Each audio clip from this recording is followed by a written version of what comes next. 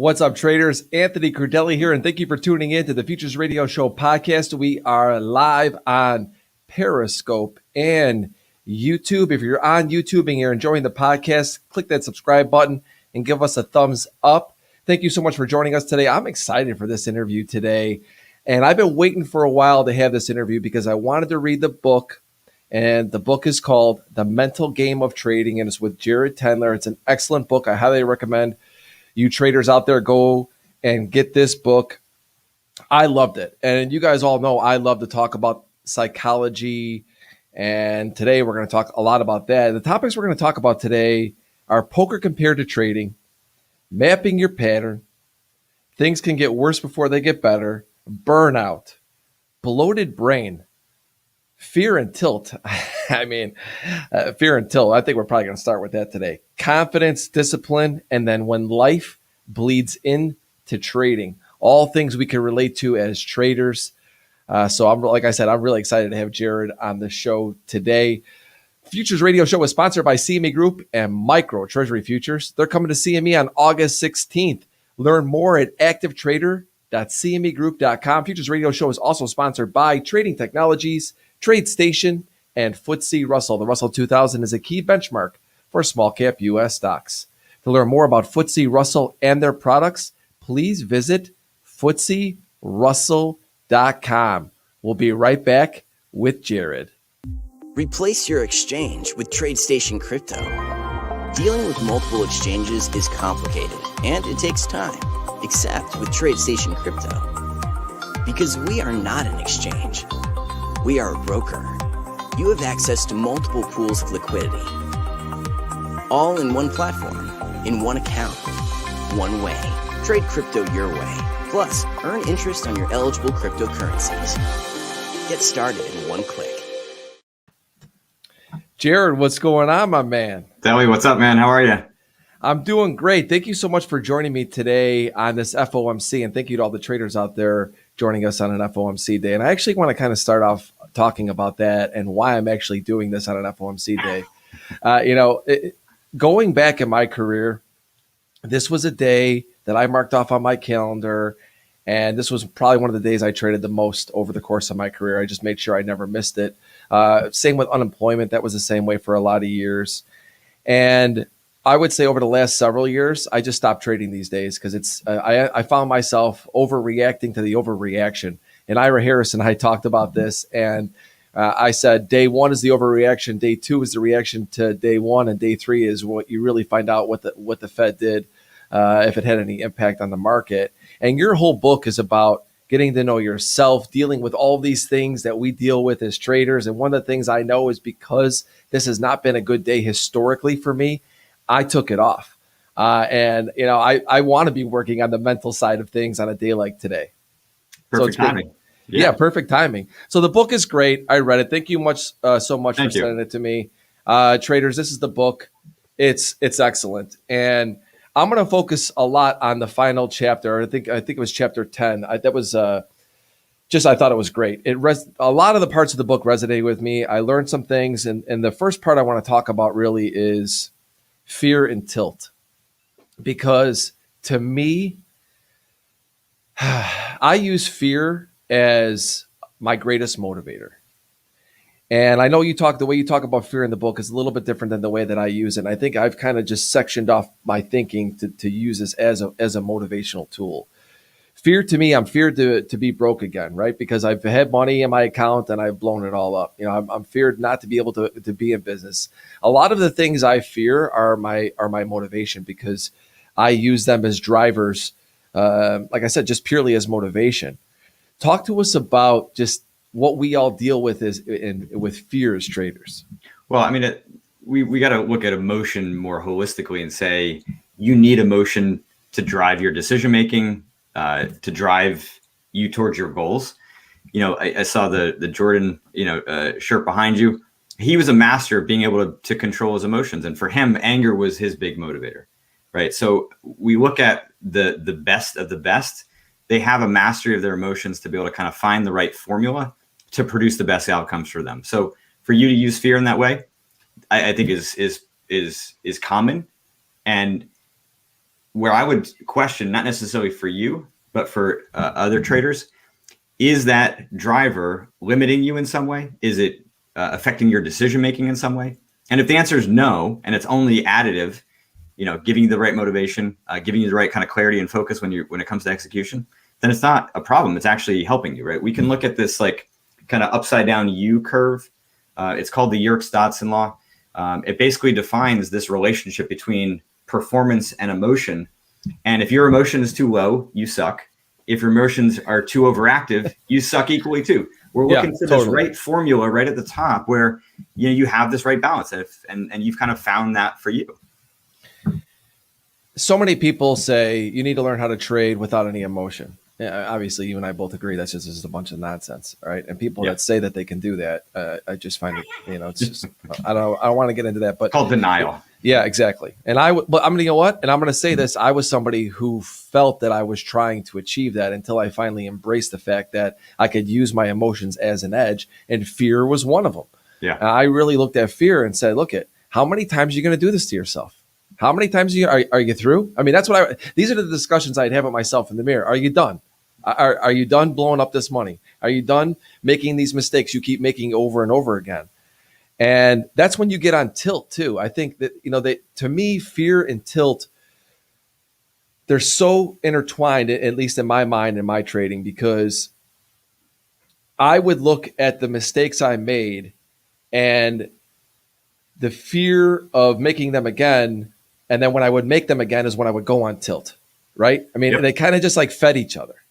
Yeah, mistake tilt is what that would be called. And a lot of that self-criticism is misguided because you're not really understanding why those mistakes are occurring, right? So, maybe back in the day, right, fear wasn't that pure motivator for you. And we need to actually kind of peel back the layers and find out what are the flaws behind there that's creating this bias that you're imprinting into the market and clouding your judgment, causing these mistakes. That's where fear is really problematic. If we look at it at a very basic level, fear is a useful tool for, picking up and absorbing a lot of data. If you're able to remove a vast majority of your own bias, then what's left, right? Now, actually, the fear could be a signal of some intuition that you have either about your positions, about the market. I'm not always saying that it's 100% accurate, but I am saying that when your emotions are more clear, they can be representative of, your system, your strategy, and how it's interacting with market conditions. You mentioned that your emotions when they're more clear to you, right? As a person, I think we also mentioned denial a little bit today. Like we said, the people that don't recognize that they're trading with emotion, that it's a part of what we do. How do you become more clear? For me, it was that conversation I had with myself where I'm like, look, you're just fighting this instead of just embracing it. Stop fighting it, embrace it. How do people get to that point? I mean, you guys are masters at being able to identify opportunities within price movement and volume, and you're looking at levels all the time. Like to novice traders, what you do looks like wizardry, right? But it's not. It's just a ton of work pouring over details and nuances and seeing patterns and having conversations. Imagine doing 1% of that for identifying your own patterning within your emotions, and all of a sudden you create an incredible skill set to see in real time the escalation of emotion. So you mentioned the mapping of your pattern. I mean, that is the first thing that traders need to do, is to be able to just do a bit of a kind of a self-analysis, sometimes in real time, right? Depending on the type of trading you're doing, have a notepad next to you and capture the thoughts that come to mind, capture the specific emotions, the situations, the triggers, like what specifically is throwing you off. Is it a particular type of setup? Is it a particular type of market condition? Is it a day like today when, there's big reports coming out, news coming out? Those situations, so you're trying to kind of map all of that. And when you do that, you can start to then use the book and, kind of do this sort of self-diagnostic, self-assessment to see, okay, if I'm having these thoughts, it means that my fear of failure is related to this attachment I have to unrealized gains. And yeah, I'm thinking money is mine before it's mine. And then, of course, when I see a position dropping against me, I'm going to start to feel nervous and want to close it out and lock it up. But it's only happening because I'm thinking money is mine prematurely. I think one of the hardest things for me to really wrap my head around is what emotions were actually triggering when, while I was trading. And, I'm going to stay on fear and tilt a little bit, because when I think about fear of loss, FOMO, those things are very negative. And I use those also as I go back to the feeling I feel after I make the mistake. So I don't want to go back to that.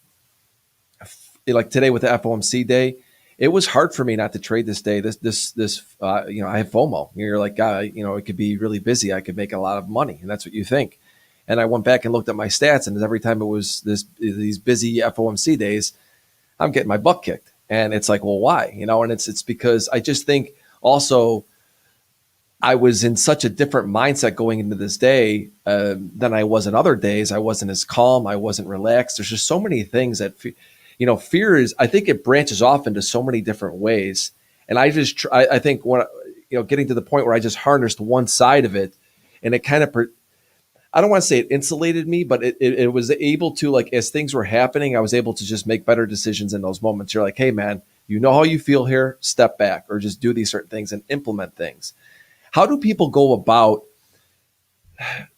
recognizing what that emotion is and how to do, maybe some of the things that like I did and turn them into positives? I mean, I think a lot of it is doing that mapping and looking at it as something that you do regularly, right? I mean, to do it once and think that's going to solve it is just, a little bit naive. I mean, this is a skill, like anything else. It took you a long time to develop the skill as a trader, the skills as a trader, and they continue to adapt and evolve. So to me, I think this is why I like the term mental game, because, mindset, I think, implies something static, as if you can kind of get into the right mindset and you're there permanently. There's a constant evolution as your career evolves. I mean, your needs grow. You mentioned, okay, so here's this tilt coming on the heels of fear. Well, then, okay, so now you've solved that. You're not making mistakes out of fear anymore. Well, what comes next? Are there some motivational ups and downs? Are there some focus ups and downs? I mean, we're never going to solve ourselves. So to backtrack, right, I think it's about a dedicated practice in the short term to take these notes, be reflective, use the book as a tool to better self-analyze and recognize what emotions you're feeling, what thoughts are coming to mind, what the situations are, how is your decision-making process changing, and to do that, over a course of a couple of weeks. And there's no doubt that if you're doing that, 9 times out of 10, you're going to identify more than you did at the outset. And I've done this work with a lot of traders, and invariably they're able to recognize more and more as they do this. And then once you kind of have like this brainstorm, you want to turn it into something that's a little bit more polished, right? You don't want to focus on the things that only happen, 1 out of 10 times. It's what is the main stuff, the main emotions that are happening, and put it into some kind of a scale. I like to use a scale of 1 to 10, right? So what's the lowest amount of fear, up to the highest amount of fear, or the lowest amount of tilt up to the highest amount of tilt. And the reason that is so important is because if you're going to start to gain command or control, or even correct your emotions in real time, you have to catch it early, right? If your emotions get to be too overactive, it shuts down higher brain function. And one of those higher brain functions it lives in this place called the prefrontal cortex. It's the place that's supposed to be controlling emotions. So if you do a brain scan, chop the top of my head off, look at an MRI, you see that spot right in the front of your brain is red hot as it's trying to control emotions. But your emotional system has the power to shut it off if it gets to be too high. So the part of the brain responsible for controlling emotion can be shut down by emotion. It's a crazy messed up system, but this is what we got to deal with. So the only way to kind of work around that is to recognize these early signals, right? That tilt is going to flood my system and cause me to do a bunch of dumb things that I'm going to regret and be pissed off at. You got to catch it early, and that's where you're going to be most effective. Just hearing this, traders out there listening to this is why it's so important to have a journal beyond just statistics and what your stats are, and what, like you said, mindset versus like the mental game. I go back to, I had a really good mental game built for, it took me years, of course, but I still struggled on FOMC days because I went in with the mindset of just, I'm just coming in. I'm just, my ADD was kicking. I needed things right away. All of a sudden, I haven't scalped in weeks, and all of a sudden I'm scalping on FOMC day, and just Did you making have some expectations too? Did you think you expected yourself to make money in days like today? Like there was a lot of action, a lot of things happening.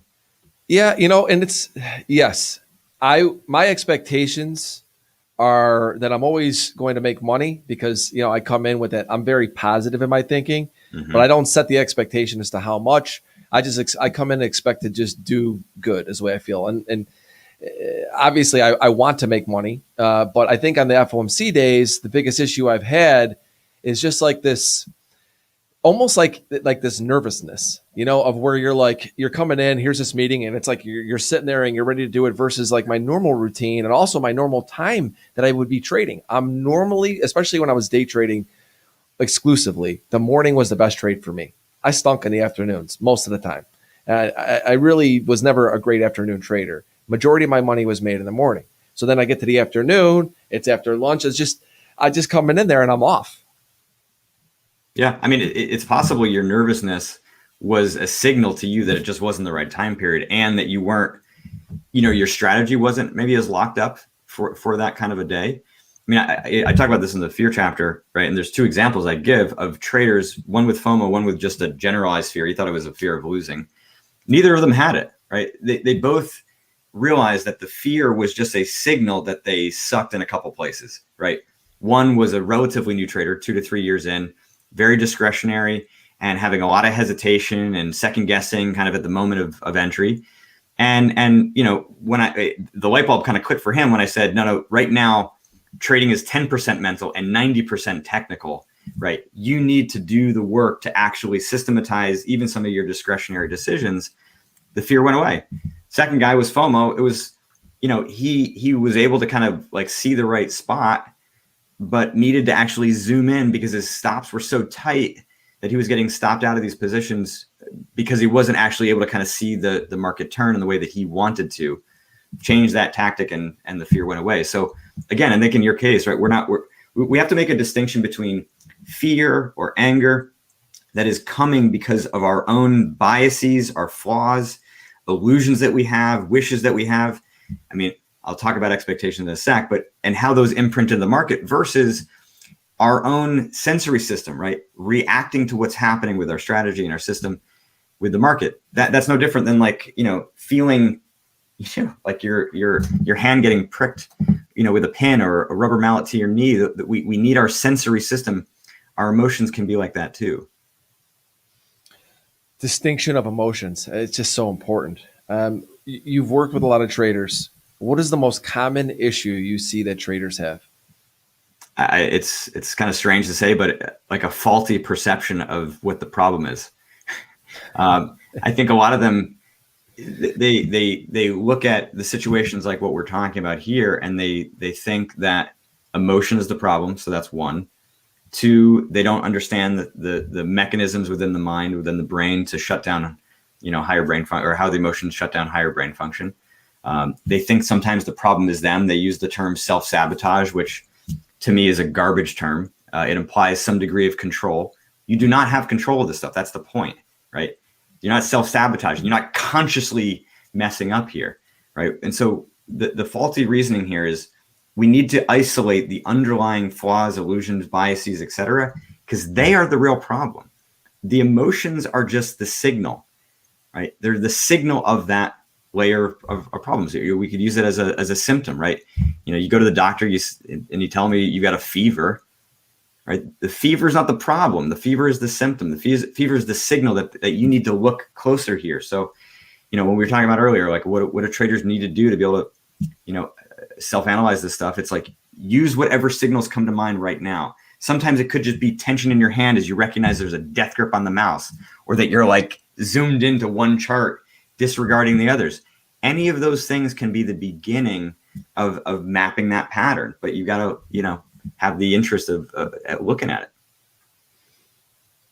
Something you said that traders aren't consciously, let's say, blowing up their accounts, right? They're not consciously causing harm to themselves. And I'm gonna say something I think a lot of traders will be able to relate to. This is something that I did when I was blowing up accounts, and I blew up a few of them. I was so good at protecting the money when I had just written that check back in the account, and I was just so good for a period of time, right? Flawless, pretty much. Down $500, goodbye. Then I get down to where I'm 5,000 in my account, and all of a sudden, my risk is out the window. And I feel every time I would do that, I would feel like I'm actually like I'm almost saying to myself, just blow me out again so I can get back to my 25,000 or whatever I had put in at the time. Was for me, it was 25,000 for a few of them, just because I wanted to be back in that mental state of mind. And so at that time, I'm just hurting myself. It's almost like a cry for help until I got down to the point where I finally said, it goes back to fear. I'm not, this is it. There's no more money. You've got to make this work. And, so to me, I felt like I was almost trying to blow up. No, you're just lazy. No. Is that what it is? Yeah. It's just lazy. Yeah. I mean, yes, on the surface, and I think because a lot of people describe it in the way that you're describing it, it sort of kind of circles the waters and it's like, oh yeah, well, that's what I'm doing too. You're basically just gambling, right? Like the loss aversion there is kind of out the window because you're down so much. So you might as well just try to gamble and see if you can recover it all really quickly, or not. And now we can start over and start clean again. And it's like this like big mental reset. Yeah. But it's just lazy. It's not wanting to do the hard work at a hard time to stay consistent with your execution. Because when we look at this from a performance standpoint, traders are no different than athletes. Look at the Olympics right now, poker players, golfers, it doesn't matter. Like your decision-making process is your technique. And if it blows up at those times, right, then what does that mean? It means that that's kind of part of your range.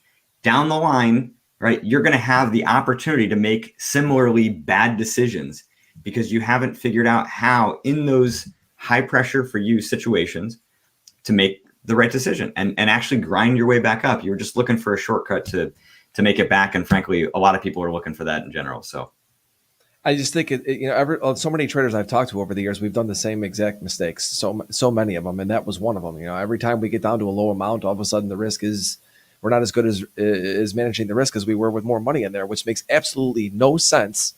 But that's what a lot of us did. And another thing that we do, and I'm curious what your thoughts are on this, is I remember my risk manager pulling me aside, Anthony Alicio at the time. He was him and Frank Mann were my risk managers for a lot of years. I remember Anthony pulling me aside going, "Ant, every day you're up like $1,500 or to almost $2,000, and then by the end of the day, I'm looking at you and you're down that much." And I used to have this thing where I wanted to make $2,000 in a day. This was a time in my career where I was fixated on this number, and I'd be up $1,875, and I would blow this whole day to make $125, like a complete moron. And I look back at it and I think about how ridiculous this was, but I did that so many times that it was like, I don't even know how to explain how ridiculous it even sounds, where I'd be hitting my limit and I talked to him as my risk manager and I would say, if I get down this much, just pull the plug. And he would be, all of a sudden he'd be, what are you doing? Well, why do we do that? I mean, it's just an art. I think you're trying to make trading like a normal job. It's not. I mean, the markets don't work that way. There's too much variance involved. I mean, it makes sense on the surface, right? Your job is to trade. So yeah, let's make it like a 9 to 5 where I'm getting a paycheck, but the upside is a lot greater than that. So on some level, you're limiting yourself by saying you want to make 2K today. And on other times, like you just described, it's going to lead to some poor decision making. I mean, it's a tricky thing, right? Because in the short term, there's a lot of false feedback. So you're trying to work like the right execution at the same time. You're trying to figure out what the heck that even means because the market's changing. I mean, you talk about the analogies between poker and trading. I think what's so different about trading is that the game can change like that. So, you could be playing no limit hold'em pre-flop and then, you're betting into this hand and all of a sudden on the flop, you're playing PLO and somebody else has 2 more cards than you do. So, the game can change on a dime and it's super tricky, but yet you've got these systems and strategies in place and the risk management in place to execute your edge and leverage it over enough, instances, trades to make your money. And so some days that's going to mean, $1,500 is you executing flawlessly, right? So there's a tool in the book I call the A to C game analysis. Highly recommend everybody do it. If they don't want to get the book, just go to my website. There's a free download to do it. And what it does is it helps you to articulate the differences between you at your best, A game, your worst, C game, and the in between, B game. And so I think a better way of evaluating yourself day to day is not arbitrary numbers like 2K a day, but saying, no, I want to execute some range of trades that are, of high quality. And this is the strange part. It's like you want to focus really, really intensively on process and execution, within the day, but then like the money matters in the long run. So, sometimes we have to like tease out the differences between where we're going to put our emphasis on results and money, which do matter. I don't care. Some people say, it's all about, decision making and results. Money doesn't matter. F that, right? No, money matters. Okay. And then the other time we go too far the other way and say it's all about results. No, it's a combination. It's results and process. So in the trenches, we're focused on quality, execution, process. You zoom out at the day and you're looking at, how well you executed, and you can look at that as a result-based thing, right? If you've got metrics to evaluate the quality of those decisions, and then you zoom out farther, and now the results and the actual money that you're making or losing becomes the bigger point of focus. I totally agree with you. It is a balance. I know some people don't look at their P&L. Some people always look at their P&L. Some people look at the dome. Some people don't look at the dome. We all play these psychological games on ourselves. So whatever we're comfortable with, it is totally a choice. But for me, I'm somebody, I keep my P&L up. I don't stare at it. I don't stare at the dome. I don't need to. I pretty much always know where I'm at with the positions, especially these days. I'm not intraday trading nearly as much as I used to. I'm definitely doing more swing positions, but I think it goes back to just having the awareness of what works for you as a trader and what doesn't work for you, and embracing the fact that emotions are a part of this. And I want to get to where you said, like, trading is a business, but it's not like any other business. And so many people will say, trading is a business. You got to treat it like a business. Yes. And I agree with what you said, that but it's unlike any other business. I mean, I worked my butt off and I was losing money. Okay. That's not the same. I mean, I know that's definitely could be the case with a lot of other businesses. I'm not saying that, but I felt like I was doing everything right. And everything my process was, I felt was really good, but my results stunk. So I'm forced with like this point where it's like, yeah, I'm just going through with this, but at some point the results, they have to start to matter, right? Like I have to figure out how to get to results. Like that's, like you said, it's the balance. Explain how we find that balance though, because that's not easy. It's not easy. And it depends on kind of where you are in your evolution as a trader. I think it's a different conversation if you've been doing this for 18 months versus 18 years or 10 years. I mean, I've worked with both, right?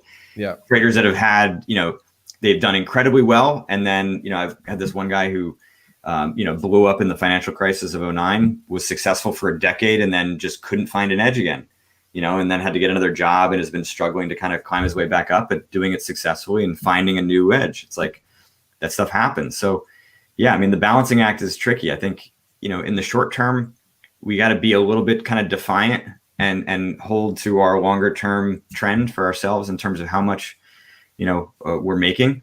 But, I think you want to, again, if you've got that kind of delineation of your own execution, it becomes a lot faster to identify when you're making some small mistakes, right? And sometimes, this often happens when periods where you're just, killing it. I mean, these overconfidence can creep in there easily, and you can start to, get a little bit loose in some of your risk parameters, and maybe enter some positions a little bit late, even though they don't kind of check all the boxes, and you get lucky. And my point is that if you've got a more objective way of analyzing your decision making day to day, you can sometimes avoid, going sideways with your own execution, even though your account is rising rapidly. And the same can be true in the flip side. So having some way of being a bit more objective, I think, is really key, which is why that tool is so important. And this is also why it takes time to become a successful trader. Everybody comes into this with high expectations, and we're going to go there next. And people ask me a lot, why do you think that traders fail? I was actually on a show the other day, the stock trading pit with the TrendSpider guys, and they were asking me what advice I would give to the new traders. And one of the things I talked about was temper your expectations. You've got to be in this for the long haul. And there's just so many different balances you have to go through as a trader. It's why it's so unlike any other business. It's because you have to find balance in so many different things. And there's just so much that goes on. in the trading, and then in your mind. Markets are always changing, and so how. Talk to us a little bit about that. I want to just hear what you think about the expectation side of things. Yeah, it's massive. I mean, and look, the media does a good job of it too, right? We celebrate the hedge fund guys that have made billions, and everybody thinks that the trading can be a lottery ticket, and like it's the same in poker, right? There's a lot of people that saw Chris Moneymaker win the World Series of Poker main event in 2001 and or 2003, whatever it was, and all of a sudden now everybody wants to play online poker and seeing so. To me, trading is difficult because the barriers to entry are zero, right? Other than the capital. Yes. So, today I could fork over, $20,000 and be playing a PGA Tour event. It's effectively what's happening, right? But but this is in golf where, the natural selection process for skills to kind of rise to the top and make it at that level is just not existent within trading. So you have to be your own boss. You have to be your own coach. And so, tempering your expectations comes from a nice dose of sober reality that says, this thing is hard. It's not impossible, but it's hard. And you can be opportunistic. You can be, you can have a lot of belief in yourself, but you can't be like the American Idol contestant that, thinks they have an amazing voice and just flat sucks, and doesn't know it, right? That kind of blind overconfidence is something called the Dunning-Kruger effect, where people are so overconfident because they're so underskilled at recognizing their own lack of skill. So cracking through that overconfidence for people like that is incredibly difficult. And I would profess to say that none of them come for coaching with me. And it takes, sometimes getting kicked in the face a couple times before you wake up. The thing is, trading is hard, no doubt. It's not impossible, like you said. What's hard is to make the amount of money you want to make in trading. And this goes back to the expectations, right? I remember when we first started to trade, a lot of my friends 20 plus years ago, we took small amounts of money and built it into bigger amounts of money, right? And, we would, a lot of stories of guys on the trading floor would have 25, 50 grand that became millionaires, okay? Totally different times, totally different environment, right? Nowadays, people come in with small amounts of money and expect to, make millions. Maybe not all of them have that high of expectations, but they have Dogecoin millionaires. Yeah, right. So they're just trying to come in, and when you come in, I look at it now. I look at it so differently for myself. I'm barely using margin. I mean, I will use it because I trade futures, so obviously it's a leveraged product anyway. But I try to keep it as minimal as possible, and I'm just trying to grow my account versus before I tried to just explode my account, right? And not in a bad way, just in a way where it's like this race to millions. Mm-hmm. And yeah, I know a lot of people are going to say, yeah, Anthony, you've been doing this a long time. You made some money and you're just trying to continue to grow it. Yes, that's true. But if I were to start even today, knowing what I know about this business, I would think about it the same way. It doesn't matter how much money, if you want to get to the amount of money you want to get to, it's still going to take time. There is no explosion of just this working out for you. And I think that's just a mistake that so many people make. And that's why we just keep getting people in and out of this business. And it's just because their expectations are skewed. Well, and even if they have that explosion, let's say they have the success, what are the odds that they're going to keep it? Right? Exactly. So your way is really looking at systematic, sustainable edge in the market that becomes a cash cow, man. Like you're just a printing press. That's like kind of true security in my mind, right? Yeah. So explosion, it's going to come falling down at some point if you don't have the skill to be able to sustain it. Sustainability.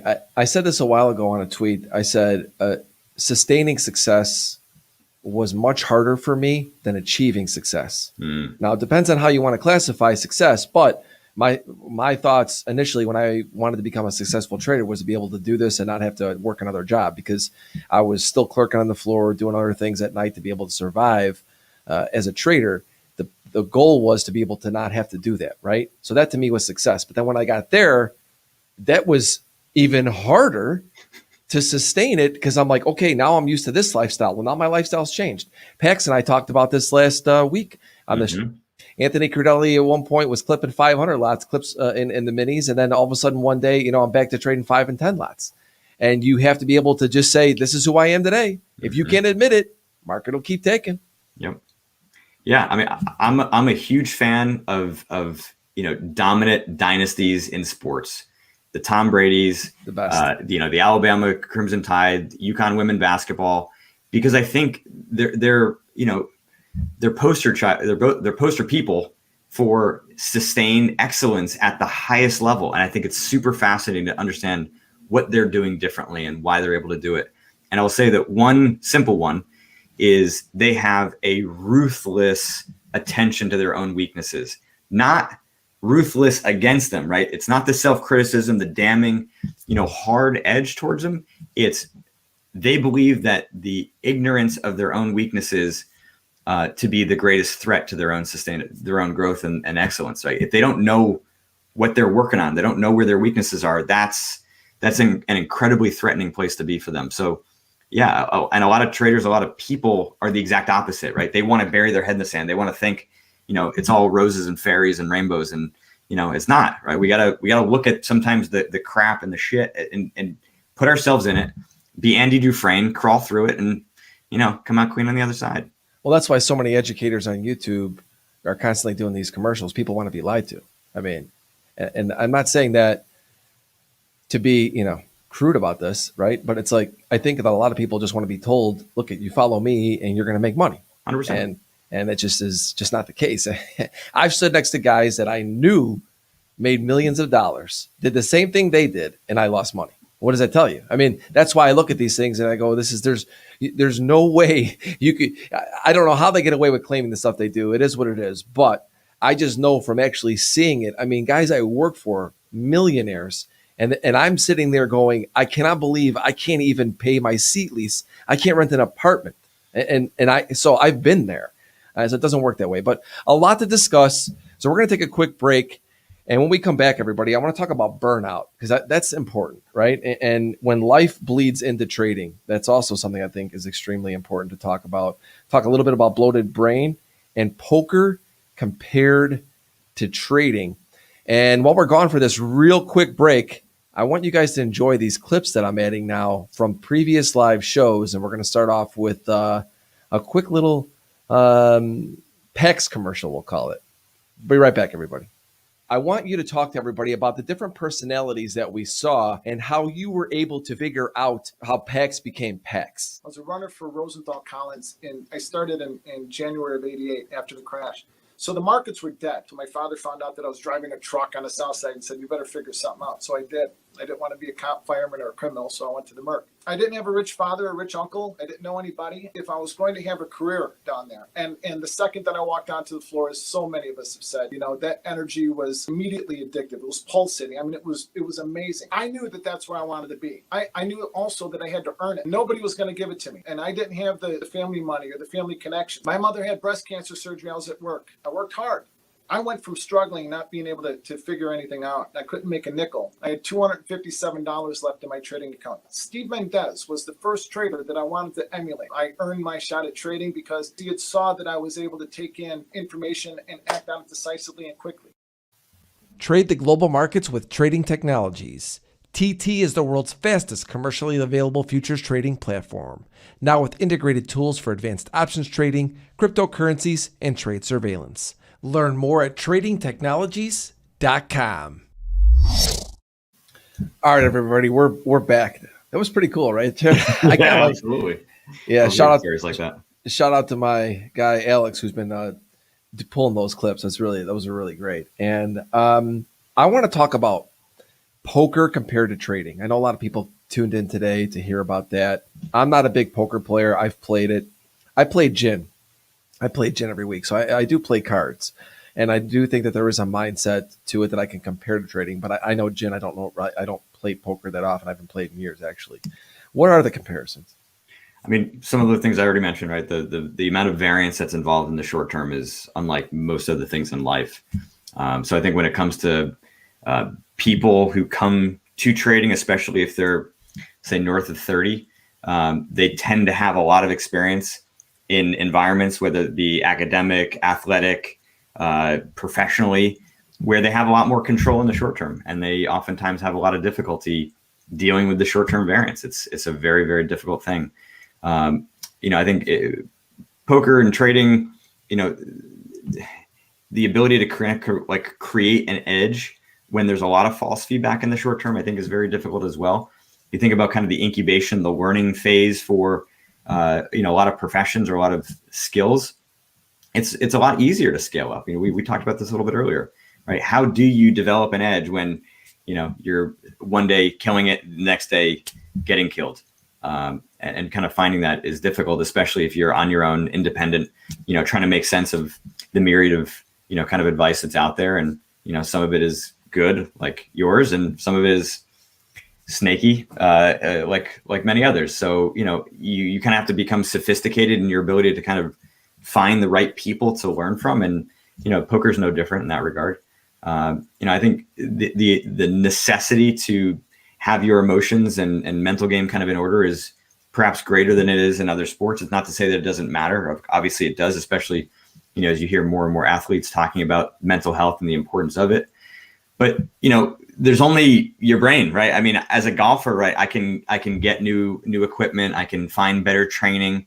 I can find better ways of developing my skills and muscles and kind of augment or,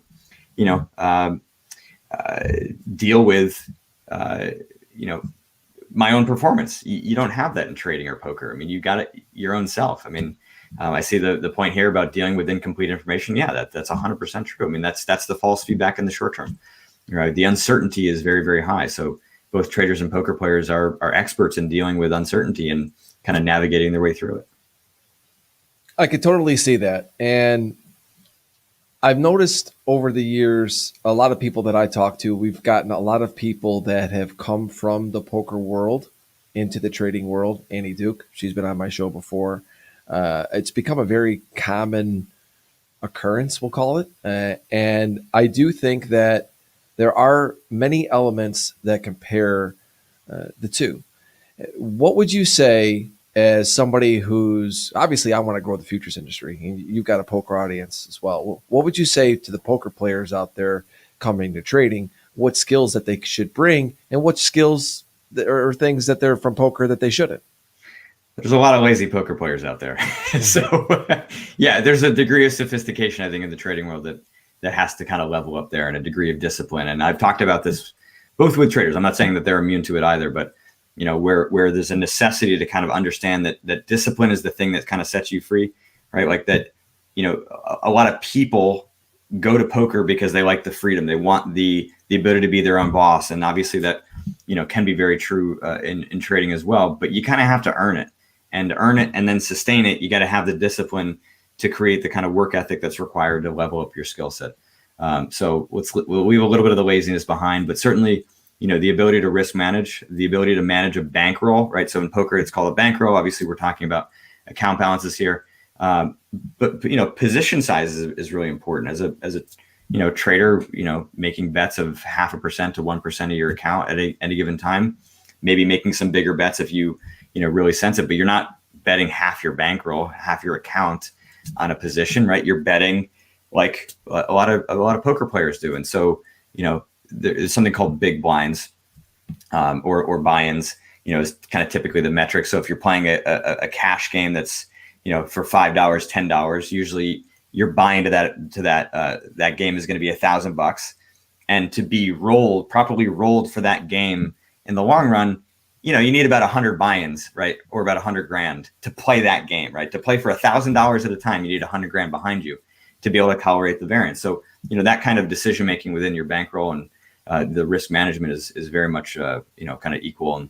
And I think, again, like the ability to kind of navigate the educational instructional world, to be self-studied and self-starter, independently motivated, those are all lots of skills. And I've talked to lots of poker players who, they realize that kind of their time has come. I mean, there's a lot of regulation in the poker world.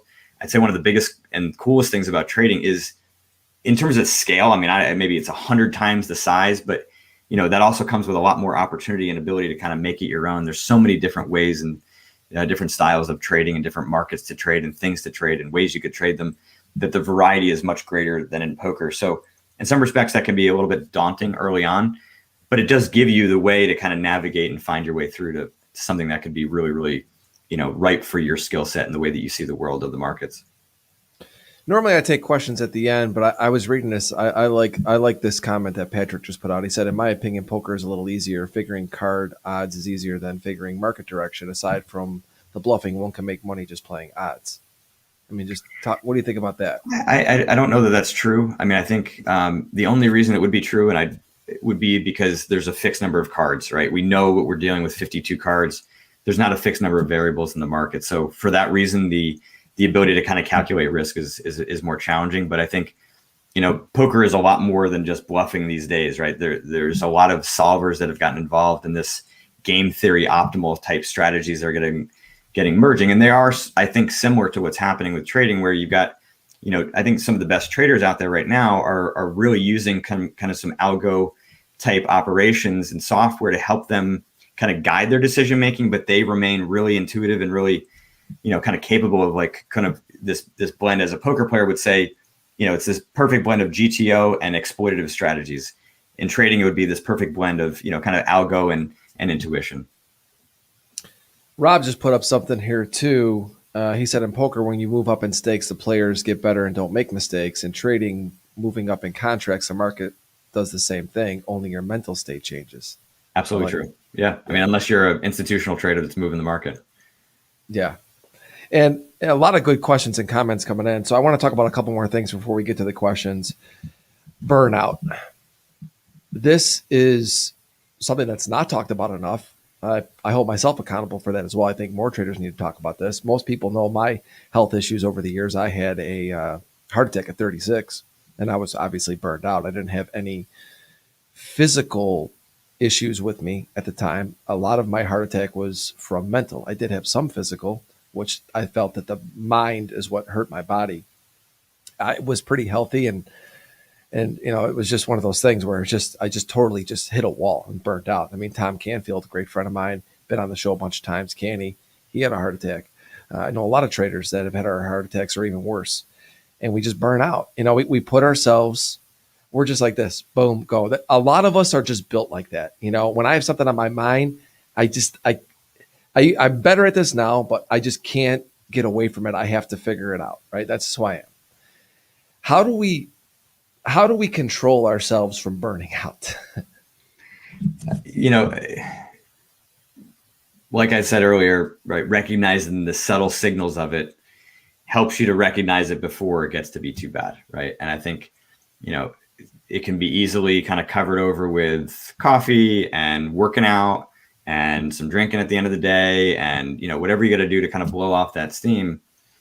But at the end of the day, right, like burnout, it means that you have tapped into your adrenaline stores for too long and your tank is empty. So, you have to start to pay attention to some of the bigger warning signs, right? And what are they, right? Typically, it's going to be some distinct changes in your, mental state and the way that you're actually thinking about your decisions, right? There's going to be a distinct change, right? Look from where you were a month ago to today, right? Your emotional state, you're going to be a lot more volatile, right? You don't have the bandwidth to be able to control yourself in the way that you normally would. So you're going to more easily kind of fly off the handle, right? The agitation and the irritation that you're going to start to feel is going to be a lot higher. So again, like a lot of things, we got to look at the warning signs. But then frankly, to even want to look at the warning signs, you got to recognize that I think traders are a lot closer to being athletes than they are being to normal 9-to-5ers. And so, no, I don't think that, the 50 weeks on 5 days a week, trading at this level is going to let you sustainably have a career that's going to not burn out, right? It's just not possible. I mean, I think when I look at minimum, right, we're talking, 1 day off every 4 weeks and 3 to 5 days off once a quarter, to me is the minimum to maintain some sustainability. Because if you're like an athlete who goes through cycles within their season, I mean, they're continually resting up. I mean, and I think the bigger question is too, okay, so burnout's kind of like the bottom of it, but like, what's the cost differential between you being at your A game and really being able to tap into your intuition, not all the time, but more, right? How much money are you making in those instances versus when you're just kind of mediocre, same market conditions? I think there in itself is enough of a business case to say, it's worth it for me to take a couple of days off here or there, right? And make sure that I'm actually recovering and staying sharp on a daily basis, let alone forgetting, let's try to avoid the real bottom out, burnout, fall on your face, have a heart attack kind of stuff. And we talked about this a little bit before. This is unlike any other business out there. So the harder you work doesn't mean your results are going to get better. Yeah. And a lot of what I've figured out about myself is that I don't have to work at that level of intensity all the time. A lot to what you were saying. I just need to learn how to work smarter. And I think so many traders that are up all night studying charts and all these things, it's like I can look at my charts literally for a couple minutes in the morning and know what kind of day it's going to be at this point. And I think that, you have to go through that initially. You've got to spend, I spend thousands of hours going through charts. I'm not saying don't do that. It is a lot of work, but you get to the point. I mean, I just go back to myself because it's all I can relate to. 15 plus years of scalping every single day. All of a sudden I've got a heart attack. And now, I look at it and go, I wouldn't even go back to that trading like that anymore because I'm not the same person I was then, obviously younger, but mentally and physically, it just beat me up. So I had to figure out, and it took me a few years to figure out who the new Anthony would be, how I would be trading going forward. And that's something I think a lot of traders, you got to think about as well. I mean, who and what you are right now as a trader is not probably who and what you are as a trader down the road. So if you burn yourself out at that phase, you might miss that next couple of phases, right? Or that whatever one is going to be your most fruitful. You don't know that. I've actually turned it around for me to being able to get my numbers back to where they were when I was a scalper. And it took me a long time, but it was hard work, but I'm not burning myself out at it, kind of going back to expectations, how much time you have to figure this out. I want to talk about bloated brain. This was an interesting chapter to me. It was when I looked at it, I was kind of thinking to myself, what is this even, where are we going here? Talk about bloated brain. I mean, we've all had those instances where you've been staring at the charts for too long, or you've been studying something for too long and your mind just shuts down. It just can't hold any more information. And so one of the causes of burnout, right, is that there's this absorption of information that's only going one way. And for a lot of traders, especially those who are, on Twitter a lot or using social media for information or constantly looking through, news feeds and whatnot, sometimes it's actually kind of shutting off some of that noise so that the pool of information you're drawing from to make your trading decisions, allows your mind to have that clarity, right? Bloated brain just means that you've absorbed too much information and you're no longer able to kind of process or think as clearly as you would normally. And so you do make mistakes in that regard, or you do burn out, or you have trouble sleeping, you have trouble resetting yourself. You wake up the next day and, you're not quite as sharp. To be in the zone means that there's a lot of kind of clarity in your mind. I call it kind of sponge-like, right? You want to be, a sponge can't be dry, right? It has to be wet to be receptive. So that means that you're ready. And if the sponge is too wet, then there's no more information that can be kind of absorbed or held. For you to be in the zone, for you to be at your best in the market, you have to be like a sponge, absorbing that information, processing it at a high level, and able to kind of identify opportunities. If that sponge is full, at that point, you're kind of more in an autopiloted type state and you can still profit, right? But it's going to be very kind of standard style of trading for you. We're going to go to questions now, Jared. Thanks for that answer. And thanks for everything so far. I'm loving this. And a lot to take in. And I'm glad that we did it this way and getting some of the people out there to react, because even the reactions and the comments along the way, I think, have been really, really great. And the first question I'm going to go to is Rob. He goes, can you expand on don't be results oriented? Learn this in poker, and wow, does it apply to trading? I mean, again, I think we want to find this kind of perfect blend between being results oriented in the right way and being process oriented in the right way. If you're too process oriented, we don't really know what direction you're heading, right? Anything is sort of like acceptable without a goal in mind, to kind of guide you. But if you're overly focused on the results, then, you're not really going to care about the learning and the growth and the development, the mistakes and learning from it and the, mechanisms that are required to get better. So, results matter. So I don't think it's correct to say don't be results oriented. I think since the correct way of saying it is be results oriented in the right way. Let it be your guide. It ought to be fairly implicit at this point that you want to make money as a trader or as a poker player. So what do you need on a day-to-day basis to be at your best? For some traders, some poker players, they need to think about, the amount of money they want to make this month or this year. That's helpful to them to stay motivated. It's kind of like the golfer that needs to know what their score is on every hole, because that helps them navigate a tournament. Other golfers, they don't want to know. It's just about the execution of that. Every single shot is done to their best ability, and then they know that their results are going to be there at the end. So I'm not in the camp of blanket statements for everybody. You got to kind of have your own formula of what your kind of granular, pip by pip, tick by tick type focus needs to be. And for some people, it's more process oriented. For some people, it's a bit more results oriented. That's why I like you and your book. You don't jam it down everybody's throats. It's different for everybody, because it absolutely is. It's extremely important for people to understand that what works for someone else doesn't mean it's going to work for you. And I want to expand on this a little bit too, Rob. It's a great question, because I think so many traders have been told now not to be results oriented, just to focus on the process. And I'm a little different in this, okay? Because I'm the guy, like you just mentioned, who plays golf. I need to know what I did on every hole. I know where I'm at all the time, right?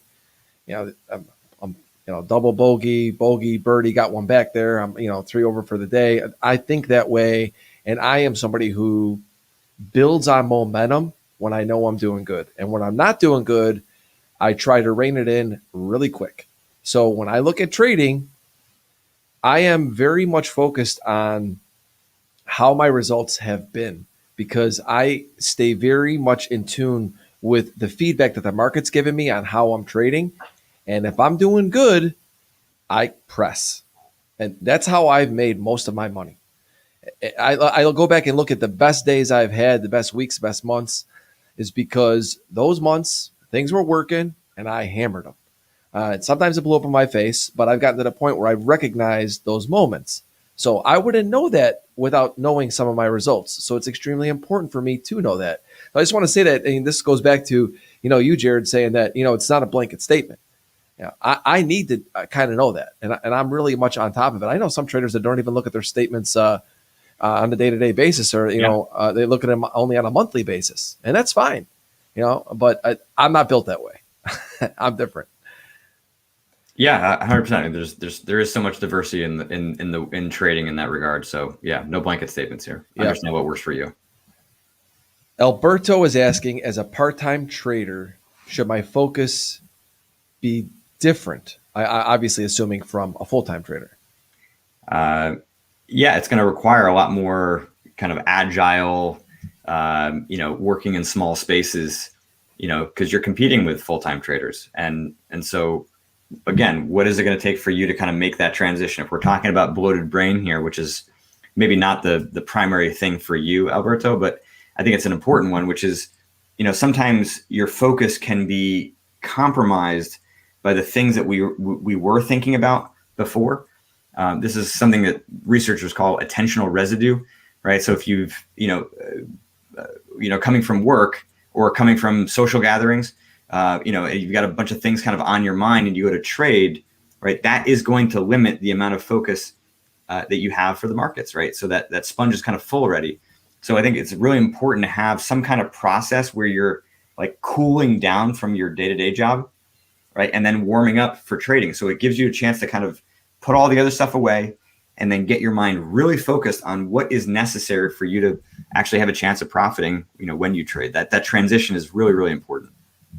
I think you answered that beautifully. And, I look at it as, if you're a part-time trader or full-time trader, and whatever your strategy is, whatever your style is, you have to build it around the amount of your time frame, right? So as a part-time trader, you're not trading all the time.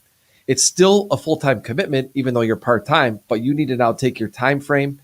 You need to take your style. You need to take your indicators and your execution. When can you execute? And you've got to segment that amount of time and have that full amount of focus at that time on that part-time. I mean, I know kind of a lot of what you said, and I think that's just, it's important to really to think that way. But Jared, you answered that great. I want to move on to something else that Frank Z put in there, and I think this is not a question, but this is, I just like this statement he made. I don't know if if it was a question or what we were talking about at the time. He goes, my worst days always come after a couple days of winning streaks. I got confidence, want to add size, and I don't know if the market changed or my trading habit every time I got kicked back to the ground. Talk about that, Jared. Yeah, I mean, that may be, again, around this topic of overconfidence and how, it's blinding. I mean, I think overconfidence is one of the biggest risks for traders, mostly because we don't want to admit that that's happening, right? It feels good, right? You're having the results that you're after, so you sort of expect this to occur. But when we look at general society, especially Western societies, around 65 to 70% of people believe they have above average intelligence, above average degree of attractiveness or sense of humor, right? So there's 15 to 20% of people who are full of it. So overconfidence is somewhat endemic in the waters that we swim in. So it's really important that you are recognizing the signals that that's occurring, and on days when you're winning, how are your risk parameters changing? How is your decision making changing? And if it's not, and it's just a timing thing, then again, you said it before, right? How well are you able to quickly kind of shut it down when and turn it around when things are going poorly, so that you may be getting kicked down, but you're not getting kicked all the way down to the ground, right? I think that's the important part here. Is like slippage is part of it, but how much are you able to kind of stop that from spiraling? Totally. And Frank, look, this happens to everybody. I mean, my worst days have always come after my best days, and exactly why is because of what Jared just said, that overconfidence. But I talked about me pressing, and how I do that is that the more I'm winning, the more things are working for me, the more things that I see lining up, I just continue to add my size. I try to hold trades a little bit longer. Pressing for me doesn't always mean getting bigger. It could be that, look, at these moves are following through.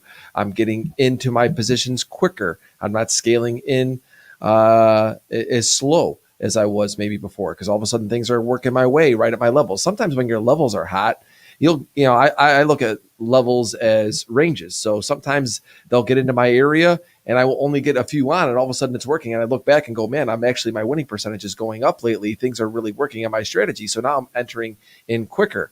I think you have to figure out through this journey that we're on, Frank, and how and when you can press. And recognize after your best days that you have to come in and just put that loss limit. Maybe you take it down a little bit, and you say, if you get up X amount, whatever it is. Psychological games we play in ourselves, Jared. This is what we. Yeah, that's why it's a game, man. It's not mindset. Yep. It's a game, right? A game implies strategy, and game implies constant dynamics as they are occurring, and you got to pay attention to those dynamics. And you said earlier, right? Like, we're not talking blank slates here, but there are some very, very key principles that you have to know, right? Yeah. Brain has the power to shut down, or the emotions have the power to shut down higher brain function. We got to catch things early. There's a limited capacity to how much space you have to think. These very basic principles. On top of that, there's a lot of diversity. There's a lot of ways to get it done. So that's where the game is played. You're so right. The mental game of trading. That's why I put that book back up there. If you're watching this on YouTube and listening on iTunes later, it's like I said, you got to get the book. Got a few more questions, Jared. Can Jared comment on overcoming fear of pulling the trigger? I don't have that problem. So I'm going to make two comments. One is on the first word, which is overcoming. I think it's directionally wrong. It's super common, so there's not a criticism, but the correct question in my mind is, how do you correct the fear? Because overcoming implies, let me just be able to execute, right? And that's not the right answer that you want, right? Because you're thinking kind of too binarily, like, right? I just need to get into these positions. It's not as simple as that, because like the trader I mentioned before, maybe you actually have some, uncertainty here. Maybe there is some skill-based aspect to why you're on the sidelines and unable to pull the trigger that you need to work out. So if you just kind of overcome it, you might swing too far the other way, and you might be too aggressive in spots where you ought not to be. So that's one. But as far as the fear of pulling the trigger, we gotta have to look at what the fear is kind of signaling. If it is actually a pure fear, right? There isn't, theoretically more for you to learn in these spots. Is it a fear of losing money? Is it a fear of being wrong? Is it a fear of embarrassment? Is it a fear of failing? Right? Sometimes, it's easier to kind of figure out what the fear, it's easier to solve the fear by figuring out, what the outcome is that you're trying to avoid, because that's really what the fear is about. Sometimes it's fear of actually getting in positions that you're not really sure how to navigate. I mean, sometimes, the markets can move in lots of different ways. And so you might be fearing just the emotional volatility that you would experience.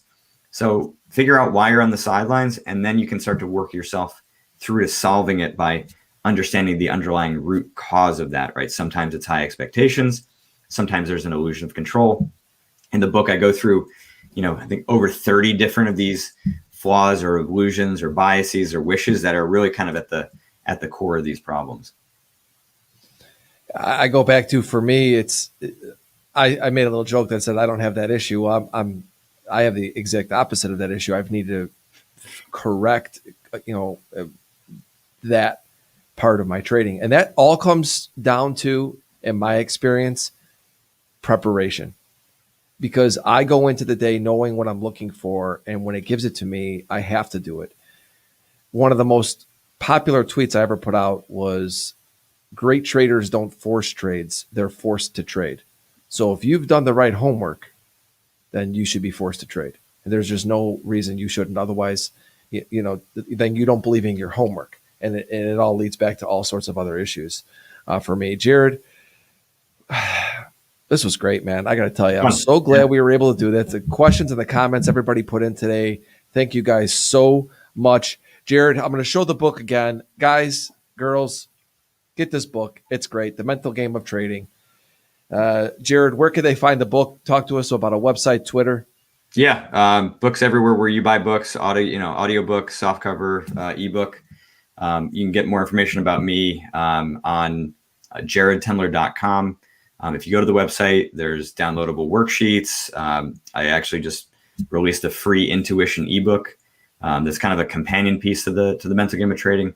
I'm on Twitter, at Jared Tendler, pretty active. I answer questions all the time. I like being in the weeds here, with you today, DELI, man, and everybody listening. This is fun for me. Answering questions on the fly like this is great stuff. And I, certainly appreciate people who are willing to kind of work on this side of the game, because it's an important one. I think it's often overlooked. And so, yeah, get the process started. The road is what it is. Sometimes it's going to be longer than you think it should. But, if you do the work, the rewards are on the other side. And I haven't had too many people come back and say, man, I regret working on my mental game. Yeah, you just said it. Get the process started. You have to begin this process. And I am a big fan of Denise Scholl. I loved her books, Dr. Steenbarger. And this, of all the new books that I have read, people send me books all the time.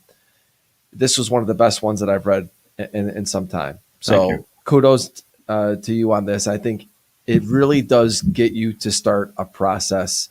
And it's different than a lot of the other books I think that you guys will read out there. So Jared, thank you so much, my man, for coming on the show today. I really appreciate it. Thanks so much. It was a lot of fun.